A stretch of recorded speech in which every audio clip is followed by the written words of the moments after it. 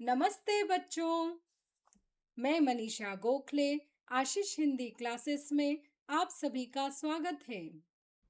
आज हम पढ़ने वाले हैं आपकी पाठ्यपुस्तक स्पर्श भाग 2 से गद्य खंड से पहली कहानी बड़े भाई साहब का तीसरा और अंतिम भाग। दूसरे भाग में हमने पढ़ा कि जो स्पीकर है वह वार्षिक परीक्षा में या एनुअल एग्जाम में अपनी क्लास में फर्स्ट आता है और वहीं उनके बड़े भाई साहब फेल हो जाते हैं, जिससे उसका कॉन्फिडेंस लेवल बढ़ जाता है। अब वह और भी नहीं पढ़ता, दिन भर खेलता रहता है और अब वो छिप छिप कर नहीं बल्कि बिना डरे खेलने जाता है। भाई साहब को यह बात समझ में आ जाती है कि उसे घमंड हो गया है। फिर वह उसे उपदेश देते हैं एक दिन और अलग अलग एग्जाम्पल से उसे समझाते हैं।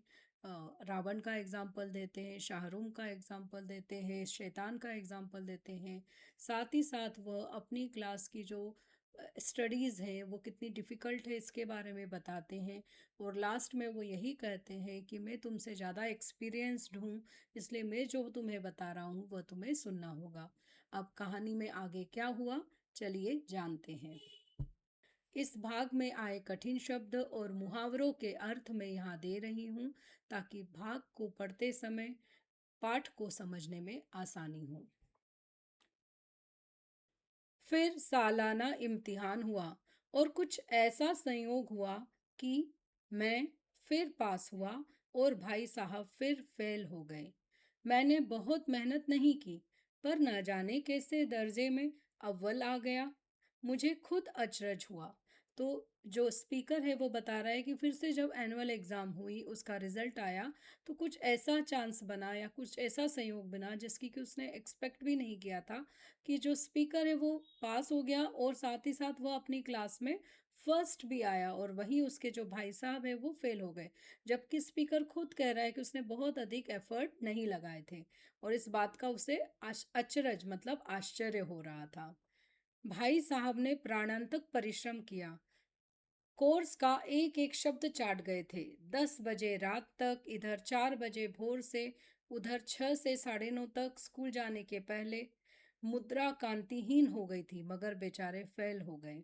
तो स्पीकर बता रहा है कि उसके जो बड़े भाई है उन्होंने प्राणन तक मतलब जान देने लायक इतना एफर्ट किए थे। जो भी उनका जो कोर्स था उसका एक एक शब्द चाट गए थे, मतलब सब कुछ रट डाला था। रात में 10 बजे तक और सुबह 4 बजे से उठकर वो पढ़ाई करते थे 6 से 9:30 तक, जब तक स्कूल नहीं जाते उसके पहले। मुद्रा कांतिहीन हो गई थी, मतलब चेहरे की चमक चली गई थी, लेकिन बेचारे फेल हो गए। मुझे उन पर दया आती थी। नतीजा सुनाया गया तो वो रो पड़े और मैं भी रोने लगा। तो राइटर को उसके ऊपर बहुत दया आती थी, बड़ा दुख होता था कि कितनी मेहनत करते हैं, क्यों नहीं ये पास हो जाते। तो इसलिए नतीजा नतीजा मतलब रिजल्ट या परिणाम। तो जब परिणाम सुनाया गया, जब रिजल्ट आया, तो उसके जो बड़े भाई साहब हैं वो रोने लग गए। और उनको रोते हुए दिखकर, जैसे कि एक दोनों भाइयों को एक दूसरे के ऊपर प्यार है, तो इसलिए जो छोटा भाई है वो भी रोने लगा। अपने पास होने की खुशी आधी हो गई। मैं भी फेल हो गया होता तो भाई साहब को इतना दुख ना होता, लेकिन विधि की बात कौन टाले। तो अब उसको अपने पासिंग होने की जो हैप्पीनेस थी, जो खुशी थी, वो हाफ ही रह गई। वो सोचने लगा कि अगर मैं भी फेल हो जाता तो शायद भाई साहब को इतना ज़्यादा दुख नहीं होता। लेकिन विधि विधि मतलब भाग्य, अब भाग्य में जो होना था वही हुआ और बाय लक वो पास हो गया। नॉट ओनली पास हो गया, वो क्लास में फर्स्ट भी आया। उसको कोई रोक नहीं सकता, कोई टाल नहीं सकता। मेरे और भाई साहब के बीच में अब केवल एक दर्जे का अंतर और रह गया। मेरे मन में एक कुटिल भावना उदय हुई कि कहीं भाई साहब एक साल और फेल हो जाएं तो मैं उनके बराबर हो जाऊं। फिर वह किस आधार पर मेरी फजीहत कर सकेंगे। लेकिन मैंने इस विचार को दिल से बलपूर्वक निकाल डाला। तो जैसे कि दो भाइयों में होता है, जहाँ कंपटीशन भी होती है, वहाँ एक दूसरे के दुख में वो शामिल भी होते हैं।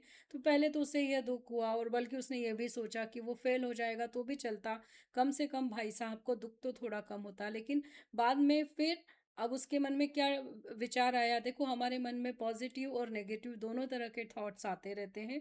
ये हमें करना होता है कि हमें पॉजिटिव थॉट्स को और सोचना है या नेगेटिव थॉट्स को। तो यहाँ पर राइटर कह रहा है कि जो स्पीकर है वो कह रहा है कि अब भाई साहब और उसके बीच में केवल एक क्लास का डिफरेंस रह गया।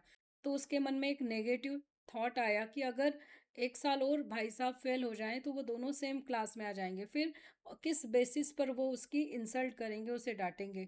लेकिन उसने तुरंत ही उसे लगा नहीं, ये तो मैं गलत सोच रहा हूँ। तो उसने इस विचार को, इस थॉट को अपने मन से बलपूर्वक फोर्सफुली निकाल दिया। तो देखो बच्चों, कई बार हमारे मन में भी ऐसे नेगेटिव थॉट्स आते हैं जहाँ पर हम अपने फैमिली के लिए या अपनों के लिए बुरा सोचने लगते हैं। ऐसे समय हमें इस टाइप के थॉट्स को अपने माइंड से निकाल देना चाहिए। आखिर वह मेरे हित के विचार से ही तो डांटते हैं। मुझे इस वक्त अप्रिय लगता है अवश्य, मगर यह शायद उनके उपदेशों का ही असर है कि मैं दनादन पास हो जाता हूँ और इतने अच्छे नंबरों से। तो कहीं ना कहीं उसको ये बात की मतलब उसको कहीं ना कहीं यह रियलाइजेशन हो गया था कि वो जो कर रहे हैं वो उसके बेटर के लिए कर रहे हैं, उसके अच्छे के लिए कह रहे हैं। और शायद उसे अच्छा नहीं लगता जब वो डांटते हैं, अप्रिय लगता है, पसंद नहीं आता। लेकिन यह उनके लेक्चर्स का ही रिजल्ट है कि वह दनादन मतलब जल्दी जल्दी पास हो रहा है और इतने अच्छे मार्क्स से। वहीं उसके भाई एक क्लास में 2-2 3-3 साल तक रह रहे हैं। अब भाई साहब बहुत कुछ नरम पड़ गए थे। कई बार मुझे डांटने का अवसर पाकर भी उन्होंने धीरज से काम लिया। तो अब भाई साहब बहुत नरम पड़ गए थे, मतलब अब वो उतना गुस्सा नहीं करते थे। और कई बार जब चांस रहता था, जब लेखक या जो स्पीकर है वो खेलकर वापस लौटा था और उनके पास चांस था कि वो डांटें, पर उन्होंने धीरज से काम लिया, मतलब पेशेंस से काम लिया, धैर्य से काम लिया। वो चुप रहे उस समय, उन्होंने उसे डांटा नहीं। शायद अब वह खुद समझने लगे थे कि मुझे डांटने का अधिकार उन्हें नहीं रहा, या रहा भी तो बहुत कम। तो इससे स्पीकर को क्या लगने लगा था कि भैया को खुद समझ में आ गया है कि अब वो मुझे डांट नहीं सकते, ही डोंट हैव दैट राइट, क्योंकि 2 साल वो फेल हो चुके हैं, या है भी तो बहुत कम है। मेरी स्वच्छंदता भी बढ़ी, मतलब मेरी जो फ्रीडम है वो बढ़ गई, मेरी स्वतंत्रता बढ़ गई। मैं उनकी सहिष्णुता मतलब सहनशीलता का अनुचित, अनुचित मतलब गलत लाभ उठाने लगा, गलत फ़ायदा उठाने लगा। वो सहन कर रहे थे, कुछ बोल नहीं रहे थे, तो इस बात का मैं गलत फ़ायदा उठाने लगा। मुझे कुछ ऐसी धारणा हुई कि मैं पास ही हो जाऊँगा, पढूँ या ना पढूँ। तो अब जो स्पीकर है वो ऐसा सोचने लगा था कि वो पढ़े या ना पढ़े वो पास ही हो जाएगा, क्योंकि मेरी तकदीर बलवान है, मतलब उसको अपने लक पर बहुत विश्वास हो गया। इसलिए भाई साहब के डर से जो थोड़ा बहुत पढ़ लिया करता था वह भी बंद हुआ। तो अब जो पहले वो भाई साहब डाँटते थे इसलिए वो डर के मारे थोड़ा बहुत पढ़ लेता था, अब वो बिल्कुल नहीं पढ़ता। मुझे कनकौवे उड़ाने का नया शौक पैदा हो गया था और अब सारा समय पतंगबाजी की ही भेंट होता था। फिर भी मैं भाई साहब का अदब करता था और उनकी नज़र बचाकर कनकौवे उड़ाता था।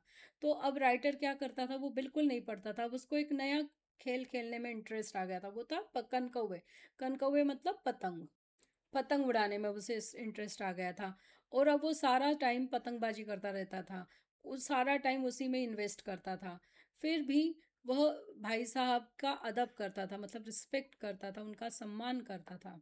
अदब करता था मतलब सम्मान करता था, और इसलिए उनकी नज़र बचाकर मतलब छिपकर वह पतंग उड़ाने जाता था। मांझा देना, कन्ने बांधना, पतंग टूर्नामेंट की तैयारियां, सारी समस्याएं सब गुप्त रूप में हल की जाती थी। तो मांझा कहाँ से लाना है, मांझा को कैसे पक्का बनाना है, पतंग को कैसे कन्ने बांधना है, या पतंग टूर्नामेंट की क्या क्या तैयारियां होंगी, ये सारी जो समस्याएं हैं, ये जो प्रॉब्लम्स है, या ये जो बातें हैं, ये सब गुप्त रूप से मतलब चुपचाप ही सॉल्व की जाती थी, ये जो प्रॉब्लम्स है उन्हें। मैं भाई साहब को यह संदेह न करने देना चाहता था कि उनका सम्मान और लिहाज मेरी नज़रों में कम हो गया है। तो वो हमेशा कोशिश यही करता था कि ये सारे काम छुप छुप कर करे, ताकि भाई साहब को ऐसा ना लगे कि वह उनकी रिस्पेक्ट कम करता है या उनकी बात नहीं मानता है। और यह बताने के लिए वो हर चीज़ छुप छुप कर करता था। एक दिन संध्या समय हॉस्टल से दूर मैं एक कनकौवा लूटने बेतहाशा दौड़ा जा रहा था। तो स्पीकर बता रहा है कि एक दिन शाम का टाइम था, इवनिंग का टाइम था, और वो हॉस्टल से दूर एक ग्राउंड में एक पतंग को लूटने के लिए, मतलब एक कटी हुई पतंग हवा में उड़ रही थी और नीचे आ रही थी, तो वो उसे पकड़ने के लिए बेतहाशा मतलब बिना ध्यान दिए कि वो किस तरफ दौड़ रहा है, कैसे कहाँ जा रहा है, वो दौड़ता जा रहा था। आंखें आसमान की ओर थी, मतलब उसका ध्यान सड़क पर नहीं था या उस मैदान पर नहीं था, बल्कि आसमान में था। और मन उस आकाशगामी पथिक की ओर, और मन आकाशगामी मतलब आकाश में विचरण करने वाला, पथिक मतलब यात्री। तो यहाँ पर पतंग के लिए ये सिंबल यूज किया गया है कि वह पतंग आकाश में उड़ रही थी, तो वह आकाश में घूमने वाली एक यात्री है जो मंद गति से झूमता पतन की ओर चला आ रहा था। तो अब चूंकि वो नीचे गिर रहा है, इसलिए इसे कहा गया है पतन की ओर। तो वो धीमे धीमे झूमती हुई जो पतंग है वो नीचे की ओर आ रही थी, मानो कोई आत्मा स्वर्ग से निकलकर विरक्त मन से नए संस्कार ग्रहण करने जा रही हो। तो यहाँ पर उन्होंने इसको सिंबलाइज किया है किसी सोल से, जो कि हेवन से फिर से एक न्यू बर्थ करने के लिए नीचे जमीन पर आती है। बालकों की पूरी सेना लग्गे और झाड़दार बांस लिए इनका स्वागत करने को दौड़ी आ रही थी। तो ना केवल राइटर बल्कि और भी बहुत सारे बच्चे थे, उनका पूरी टोली थी, ग्रुप था, जो लग्गे मतलब लंबे लंबे बांस और जो लकड़ियां रहती हैं वो लेकर उस पतंग को पकड़ने के लिए दौड़े हुए आ रहे थे। किसी को अपने आगे पीछे की खबर नहीं थी। सब इतने मतलब बेतहाशा होकर उस पतंग की तरफ दौड़ रहे थे कि उनके आगे कौन जा रहा है, पीछे कौन जा रहा है, इस बात का उनको ध्यान नहीं था। सभी मानो उस पतंग के साथ ही आकाश में उड़ रहे थे, जहां सब कुछ समतल है, ना मोटर कारें हैं, ना ट्राम, ना गाड़ियां। तो सभी लोग ऐसे दौड़ रहे थे जैसे कि वो फ्लैट सरफेस पर दौड़ रहे हों, जहाँ की ना कारें हैं, ना गाड़ियां हैं, ना ट्राम है, बस आकाश ही आकाश है। सहसा भाई साहब से मेरी मुठभेड़ हो गई। अचानक जो स्पीकर है वह उसके बड़े भाई से टकरा गया। मुठभेड़ होना मतलब टकरा जाना। जो शायद बाजार से लौट रहे थे, जो मार्केट से वापस आ रहे थे कुछ काम करके, उन्होंने वही हाथ पकड़ लिया और उग्र भाव से बोले, इन बाजारी लोंडों के साथ धेले के कनकौवे के लिए दौड़ते तुम्हें शर्म नहीं आती? तो उन्होंने तुरंत उस स्पीकर का हाथ पकड़ लिया ताकि वो और आगे ना जाए, और उग्र मतलब गुस्से में उनसे बोले कि ये जो बाजारी, बाजारी मतलब बेकार के काम करने वाले या आवारा लड़कों के साथ ढेले के मतलब जिसकी कोई कीमत नहीं है, बेकार का जो पतंग है उसके लिए तुम इतने दौड़ रहे हो, तुम्हें शर्म नहीं आती? तुम्हें इसका भी कुछ लिहाज नहीं कि अब नीची जमात में नहीं हो? तुम्हें इतना भी नहीं पता कि अब तुम लोअर ग्रेड में नहीं हो बल्कि हायर ग्रेड में हो, 8वीं क्लास में आ गए हो, और मुझसे केवल एक दर्जा नीचे हो, और मुझसे केवल एक क्लास पीछे हो। आखिर आदमी को कुछ तो अपनी पोजीशन का ख्याल रखना चाहिए। अब क्या तुम छोटे बच्चे हो जो इस तरह से मार्केट में दौड़ोगे, या इस तरह से मैदान में दौड़ोगे, ग्राउंड पर दौड़ोगे? कुछ तो अपनी पोजीशन, अब तुम 8 ग्रेड में हो तो तुम्हारी कुछ पोजीशन है, तुम बड़े हो गए हो, तो तुम्हें इसका ध्यान रखना चाहिए। एक जमाना था कि लोग 8वां दर्जा पास करके नायब तहसीलदार हो जाते थे। तो यहाँ पर जो बड़ा भाई है वो उसको बता रहा है कि कुछ लोग तो 8 ग्रेड पास करने के बाद में नायब तहसीलदार बन जाते थे, मतलब सुप कलेक्टर बन जाते थे। और मैं कितने ही मिडिलचियों को जानता हूँ, मतलब जो 8 ग्रेड पास है उन लोगों को वो जानता है, जो आज अव्वल दर्जे के डिप्टी मजिस्ट्रेट या सुप्रिटेंडेंट हैं। कितने ही 8वीं जमात वाले हमारे लीडर और समाचार पत्रों के संपादक है, और बहुत से 8 ग्रेडर पास वाले जो लोग हैं वो लीडर बन गए हैं, नेता बन गए, और कुछ तो न्यूज़पेपर के एडिटर भी बन गए हैं। बड़े बड़े विद्वान उनकी मातहती में काम करते हैं। तो बड़े बड़े जो लिटरेट लोग हैं, जो विद्वान हैं, स्कॉलर्स हैं, वो उनकी मातहती में मतलब उनके अंडर, उनके नीचे काम करते हैं। और तुम उसी 8वें दर्जे में आकर बाजारी लोंडों के साथ कनकौवे के लिए दौड़ रहे हो, और तुम उन्हीं उसी ग्रेड 8 में आने के बाद इन टाइम बेकार के लड़कों के साथ पतंग उड़ा पकड़ने के लिए दौड़ रहे हो। मुझे तुम्हारी इस कम अकली पर दुख होता है, मतलब तुम ऐसे बुद्धू की तरह काम कर रहे हो, इस पर मुझे बहुत दुख होता है। तुम जहीन हो, जहीन मतलब समझदार हो, इसमें शक नहीं, लेकिन वह जेहन किस काम का जो हमारे आत्मगौरव की हत्या कर डाले? लेकिन इस तरह का दिमाग किस काम का है कि जो हमारी सेल्फ रिस्पेक्ट को ही खत्म कर दे? तुम अपने दिल में समझते होगे मैं भाई साहब से महज एक दर्जा नीचे हूँ, और अब उन्हें मुझको कुछ कहने का हक नहीं है, लेकिन यह तुम्हारी गलती है। तो यहाँ पर वो बोलता है, बड़े भाई साहब क्लियरली बोलते हैं कि अब तुम्हारे मन में ये बात आ गई है कि तुम मुझसे केवल एक क्लास पीछे हो, तो तुम्हें ऐसा लग रहा है कि मुझे तुम्हें कहने का कोई हक, कोई राइट, कोई अधिकार नहीं है, लेकिन यह तुम गलत समझ रहे हो।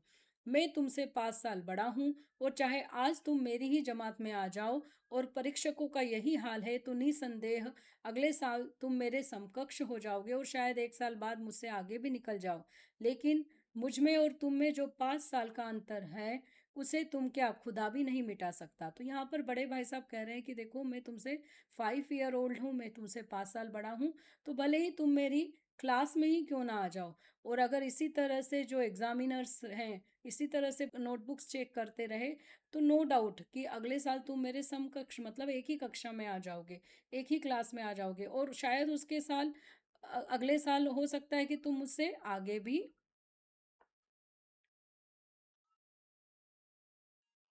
तुम मुझसे आगे भी मतलब नेक्स्ट क्लास में भी चले जाओगे। लेकिन मैं तुमसे 5 ईयर बड़ा हूँ, तो ये डिफरेंस रहेगा, उसे तुम क्या भगवान भी नहीं मिटा सकता, मतलब इसको कोई भी कम नहीं कर सकता इस डिफरेंस को। मैं तुमसे 5 साल बड़ा हूँ और हमेशा रहूँगा।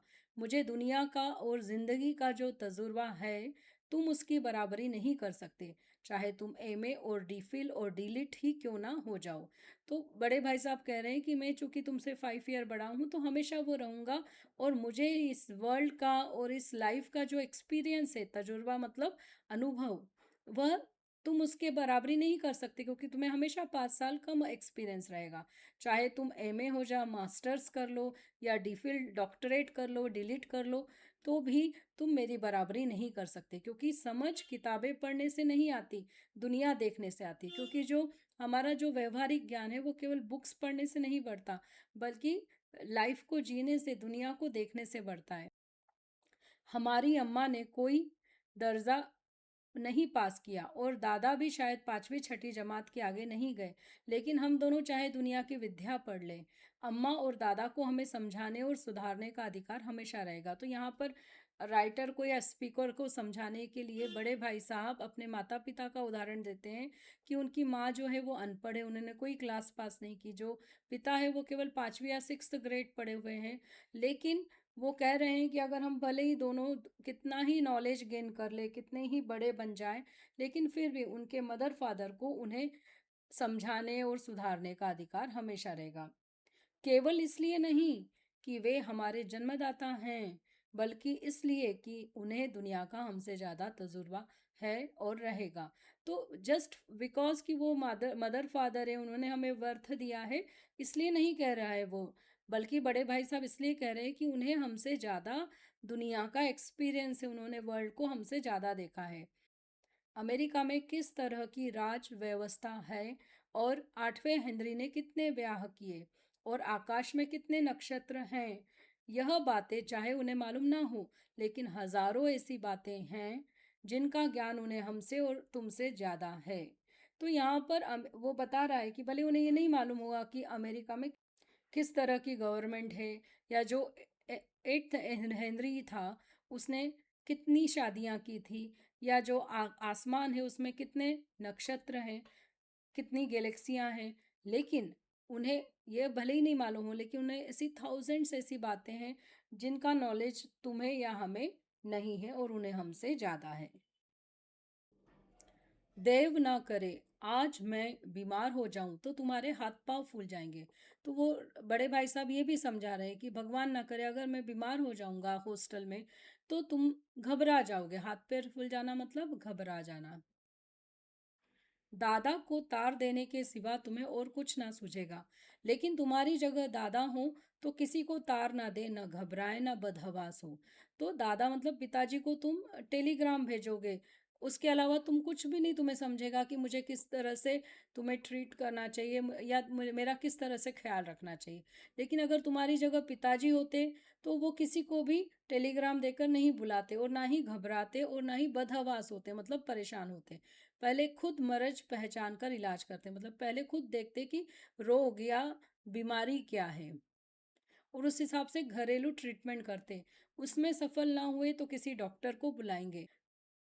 बीमारी तो खैर बड़ी चीज है, हम तुम तो इतना भी नहीं जानते कि महीने भर का खर्च महीना भर कैसे चले। तो ये जो बीमारी है, जो इलनेस है, ये तो बहुत बड़ी बात है, लेकिन हम दोनों में तो इतनी भी समझ नहीं है कि महीने भर का जो खर्चा है उसे महीने भर में कैसे चलाना, मतलब जो महीने के हमें खर्च के पैसे मिलते हैं उन्हें मंथली कैसे चलाना। जो कुछ दादा भेजते हैं उसे हम 20-22 तक खर्च कर डालते हैं, और फिर पैसे पैसे को मोहताज हो जाते हैं। तो वो बता रहा है, बड़े भाई साहब उसे समझा रहे हैं कि जो पिताजी भेज रहे हैं हमें पैसे, वो हम 20 या 22 तक मंथ के खर्च कर डालते हैं, सब कुछ ख़त्म हो जाता है और फिर हम एक एक पैसे के लिए मुहताज हो जाते हैं, मतलब दूसरों से मांगने लगते हैं और पैसे कम होने के कारण नाश्ता बंद हो जाता है, धोबी और नाई से मुंह चुराने लगते हैं। लेकिन जितना आज हम और तुम खर्च कर रहे हैं, उसके आधे में दादा ने अपनी उम्र का बड़ा भाग इज्जत और नेकनामी के साथ निभाया है और कुटुंब का पालन किया है, जिसमें सब मिलकर 9 आदमी थे। तो वो बड़े भाई साहब उसे समझाते हैं कि देखो, जब पैसे ख़त्म हो जाते हैं तो हम जो धोबी है और जो नाई है जो हमारे बाल काटता है, उससे भी मुँह चुराते हैं, क्योंकि हमारे पास उसे पैसे देने के लिए रुपए ही नहीं बचते हैं, जो उसने कपड़े धोए हैं उसके बदले उसे रुपए देने के लिए। लेकिन आज हमें जितना खर्च मिल रहा है, जितने मनी हमारे पिताजी दे रहे हैं, उसके हाफ में पिताजी ने अपनी लाइफ में बड़ा भाग रिस्पेक्ट के साथ और अच्छे काम के साथ निभाया। मतलब उनका बहुत नाम है, उनका उनका बहुत सम्मान है, लोग उन्हें बहुत अच्छी बातों के कारण जानते हैं और पूरे कुटुंब का, मतलब पूरे परिवार का पालन पोषण किया है, मतलब उनका पूरा ध्यान रखा है खाने पीने सब चीज़ों का, और जिसमें कि टोटल 9 पीपल्स थे। अब अपने हेडमास्टर साहब ही को लो, फिर वो बड़े भाई साहब उसे हेडमास्टर जो उनके स्कूल के हैं प्रिंसिपल, उनके बारे में बताते हैं, एमए हैं कि नहीं, और यहाँ के एमए नहीं, ऑक्सफोर्ड के। तो उनके जो हेडमास्टर है वो ऑक्सफोर्ड यूनिवर्सिटी से मास्टर्स की डिग्री लेकर आए हैं। उन्हें 1,000 रुपये मिलता है मंथली। लेकिन उनके घर का इंतज़ाम, मतलब उनके घर का जो अरेंजमेंट है, जो प्रबंध है, कौन करता है? उनकी बूढ़ी माँ सारा अरेंजमेंट देखती है, कहाँ क्या खर्च करना है, क्या कितना लाना है। हेड मास्टर साहब की डिग्री यहाँ बेकार हो गई। पहले खुद घर का इंतजाम करते थे, खर्च पुराना पड़ता था, कर्जदार रहते थे। जब से उनकी माताजी ने प्रबंध अपने हाथ में ले लिया है, जैसे घर में लक्ष्मी आ गई है। तो भाईजान, यह गरूर दिल से निकाल डालो कि तुम मेरे समीप आ गए हो और अब स्वतंत्र हो। मेरे देखते तुम बेरहा न चलने पाओगे। तो यहाँ पर वो बताते हैं कि हेडमास्टर ने इतनी भली डिग्रियां ले ली है, इतने सारे सर्टिफिकेट्स ले लिए, पर सब बेकार है। वो जब पहले घर चलाते थे, घर का प्रबंध देखते थे, खर्चा देखते थे, तो खर्च पूरा ना पड़ता था, मतलब उनके जो भी सैलरी थी वो पूरी खर्च हो जाती थी उसके बावजूद भी, और उन्हें कर्जदार, मतलब दूसरों से पैसे लेना पड़ते थे। जबकि जब से उनकी मदर ने घर का मैनेजमेंट देखना शुरू किया है, तब से मनी सेव भी हो रहे हैं, घर में लक्ष्मी आ गई है।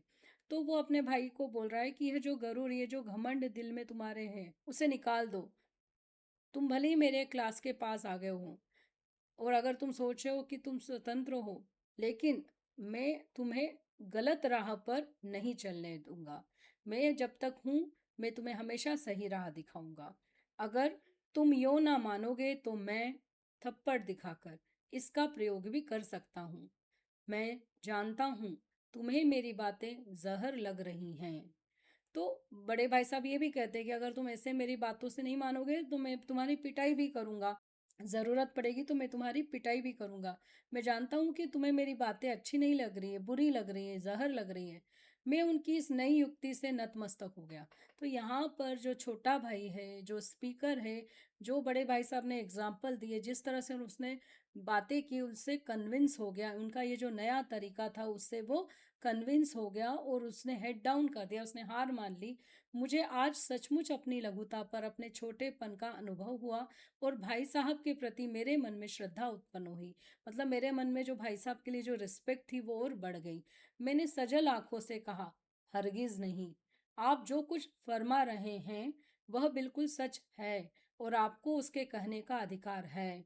तो उसको बहुत दुख हुआ अपने बिहेवियर पर, उसे रोना आया, उसकी आंखों में आंसू आ गए और वो कहने लगा कि बिल्कुल नहीं, नॉट एट ऑल, आप जो कुछ फरमा रहे हैं, मतलब कह रहे हैं, वो बिल्कुल सही है और आपको ये सब कुछ कहने का अधिकार भी है। आपको यह राइट है कि आप मुझे समझाएं और मुझे गलत राह से रोकें।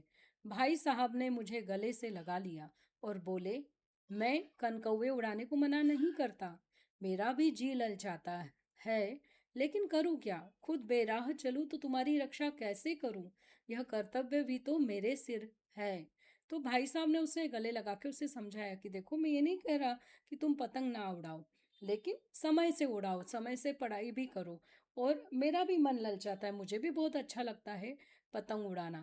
मैं कैसे पतंग उड़ाने जा सकता हूँ? क्योंकि अगर मैं ही गलत काम करूँगा, अगर मैं ही समय से पढ़ाई नहीं करूँगा, तो तुम कैसे करोगे? तुम्हारी रक्षा करना, तुम्हें बचाना भी तो मेरी रिस्पॉन्सिबिलिटी है, मेरा कर्तव्य है जो मेरे सिर पर है। यहाँ पर माँ पिताजी नहीं है तो ये सारी जिम्मेदारी मेरी है। संयोग से उसी वक्त एक कटा हुआ कनकौआ हमारे ऊपर से गुजरा।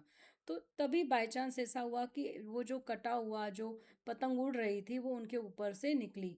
उसकी डोर लटक रही थी। लड़कों का एक गोल पीछे पीछे दौड़ा चला आ रहा था।